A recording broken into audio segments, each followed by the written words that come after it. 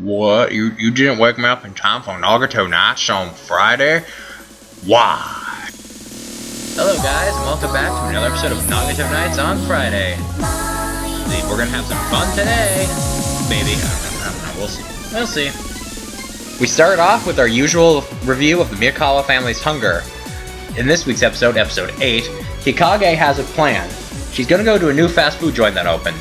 Their rule is that if you don't like the food, it's free. Hikage's plan is to go there, eat as much food as she wants, and say it's terrible, so that way she doesn't have to pay for it. But she can't bring herself to do it. The food's too good, and she can't lie about it. So she ends up spending too much money and has to have, I think it was some kind of bean diet for the rest of the month, or the rest of the week, something like that. And she goes to sort of buy them, and they're all sold out. She goes to school the next day very upset, mentions it to the teacher that she has to eat that for the rest of the time period, whatever time it was. And the teacher's like, "Oh, you saw that program? I cooked some of those the way they said on the program, and it was really good." She's just like, "You're one of them," and walks away rather angrily. Watch the show, it's really good, and we're gonna probably see more Lucky Star characters on it soon. We have spoken, and we have been heard.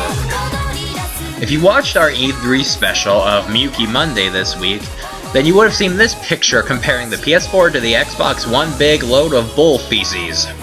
Well, earlier this week, this happened. Microsoft made some changes to the Xbox One because of the whiplash they had been getting. So, you can go ahead and read the picture, see what's different about it. And I can say the change is probably for the better.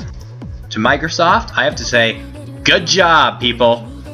And for those of you who complained and annoyed Microsoft with your complaints, good job, high five, we did it. We were successful, we did it. Xbox One is looking so much better now. I'd still probably get a PS4 first. Now, as for what you do, that's your choice. Don't ask me. You ask me for my opinion, you completely defeat the purpose of choosing for yourself. Make your own choice. Don't let crazy man choose for you. That's no bueno. Kneel before me. Our next two topics both have to do with General Zod and Superman.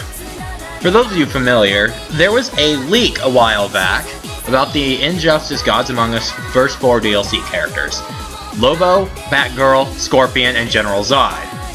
General Zod wasn't announced for a while, and we pretty much figured out why. It was to tie into the Man of Steel. I've included the link to the site with the article about it, and also the site has the video of Zod gameplay versus Man of Steel costume Superman, and let me just say it, Zod is freaking awesome. I wish I could have found a picture of his super move. He punches you through the moon. Through the moon! And then, as you can see on this picture here, he knocks you to the ground and then fires heat vision at your chest and says, "Kneel before Zod!" Zod is looking amazing. I can't wait. I mean, Zod's just cooler than Superman. In my opinion, you don't have to have it, so don't argue with me on it. You can like Superman better than Zod, I don't care. Your choice, not mine. Now anyway, moving on to the Man of Steel. Comic Vine's Tony G. Man Guerrero did an article on the Man of Steel saying that it wasn't the Superman movie he was hoping for. He's not saying it was a bad movie. It's just darker and not what he thinks of when he thinks of Superman, and a lot of people had that reaction. Me personally, I want a darker Superman, but maybe this Superman was a little too stupid. I'm gonna tell you why. Disclaimer, I have not yet seen this movie. I'm quoting what he said was wrong with this movie. So, just so you understand. First off, Superman doesn't stop Zod's Kryptonian henchmen from attacking Ma Kent. He doesn't defend his own mother? What? Number 2, he brutally kills Zod.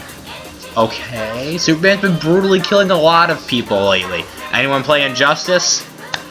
3, he apparently is tracked down rather too easily, apparently, by Lois Lane.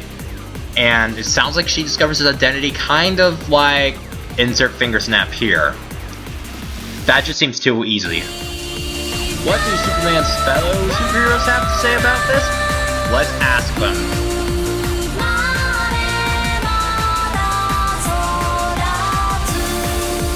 Well, that's pretty conclusive, Clark. Next, we raid the Lost Jedi Temple with George Lucas.